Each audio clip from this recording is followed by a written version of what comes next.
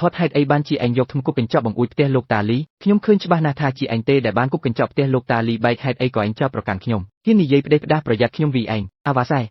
ជាឯងមែនទេដែលគប់កញ្ចក់ផ្ទះខ្ញុំបែកនោះប្រកាសជាឯងហើយដែលចិត្តងារទាត់បោទាត់ទៅលើកញ្ចក់បង្អួចផ្ទះខ្ញុំមែនទេលោកតាលីមិនមែនបែបនោះទេគឺអាថតទេមុននេះបន្តិចវាបានចិត្តងារយកធំគប់កញ្ចក់ផ្ទះលោកតាឲ្យបែករួចហើយក៏ចោទប្រកាន់ខ្ញុំឯងនៅតែហ៊ានកុហកទៀតមុននេះបន្តិចរងក៏ឈរនៅក្បែរនោះដែររងក៏ឃើញដែរថាជាឯងអ្នកគប់រងឯងមកប្រាប់វីទៅបើឯងហ៊ាននិយាយផ្ដេសផ្ដាសប្រយ័ត្នខ្ញុំវីឯង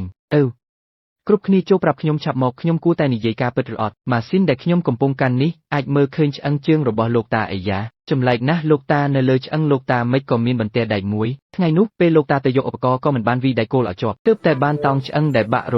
ហ័សហុចឧបករណ៍នេះមកខ្ញុំផងខ្ញុំក៏ចង់លេងបន្តិចដែរបងប្រុសនេះអាចមើលឃើញឆ្អឹងពេញខ្លួនបងបានពិតជាអស្ចារ្យណាស់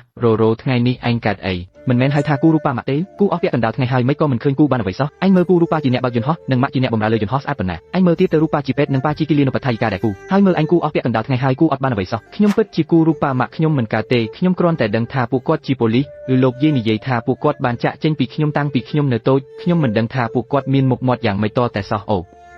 ខ្ញុំអាចត្រឡប់ទៅសួរលោកយាយបានបែបនេះខ្ញុំនឹងអាចគូរូប៉ាម៉ាក់បានហើយកូនសម្លាញ់រត់ឲ្យលឿនទៅយើងរកកន្លែងសុវត្ថិភាពលាក់ខ្លួនសិនម៉ាក់យើងលាក់ខ្លួនពីក្រោយឡានគាត់ប្រហែលជាមិនឃើញយើងទេមែនទេ